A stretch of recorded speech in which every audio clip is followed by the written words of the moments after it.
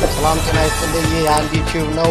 አዳዲስና ሰበር መረጃዎች እንዲደርሷችሁ ቻናሉን ላይክ እና ሰብስክራይብ እያደረጋችሁ አብራችሁ ቆዩ። ሰላም ጤና ይስጥልኝ ውድ የዩቲዩብ ተመልካቾች፣ ሰበርና አዳዲስ መረጃዎች ተሰምተዋል። ትኩስና አዲስ መረጃዎች እንዲደርሷችሁ ላይክ እና ሰብስክራይብ እያደረጋችሁ አብራችሁ ይቆዩ። በአዲስ አበባ የቤት ዋጋ ከፍተኛ የሆነ ቅናሽ ማሳየቱ ተሰማ።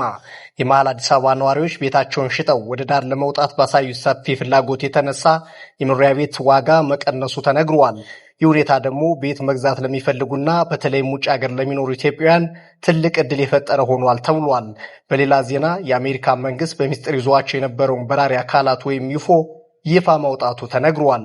ፕሬዚዳንት ዶናልድ ጄ ትራምፕ እነዚህን አካላት ህዝብ ሊያውቋቸው ይገባል በሚል በይፋ ለህዝብ እንዲቀርቡ ትዕዛዝ መስጠታቸውን ተከትሎ ከምድር ውጭ ያሉ በራሪ አካላት ወይም ዩፎ የሚባሉትን ፍጥረታት የሚያሳዩ የተለያዩ የቪዲዮና የፎቶግራፍ ምስሎች በሀገሪቱ የጦር ሚኒስቴር ድረገጽ በኩል መለቀቃቸውን የተሰማው። ይህ በእንዲህ እንዳለ የአሜሪካና የኢራን የባህር ላይ ጦርነት አሁንም እንደቀጠለ ነው። አሜሪካ የኢራን የንግድ መርከብ በሆርሙዝ ሰርጥ ላይ ጥቃት አድርሳ ከፍተኛ የተባለ ውድመት ማድረሷን የተሰማው። በጥቃቱ መርከቧ በእሳት የነደደች ሲሆን የመርከቧ ሰራተኞች ደግሞ ብዙዎቹ ሞተዋል ነው የተባለው።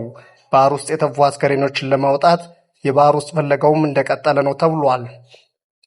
በአሜሪካ ጦር ከተመታችው ከዚህች የኢራን የንግድ መርከብ በተጨማሪ 166 ሚሊዮን በርሜል ነዳጅ የጫኑና 13 ቢሊዮን ዶላር የሚገመት ዋጋ ያለውን ነዳጅ የጫኑ ሌሎች የኢራን የንግድ መርከቦች በአሜሪካ እገዳ ተጥሎባቸው በሆርሙዝ ወሽመጥ እንደሚገኙ ታውቋል።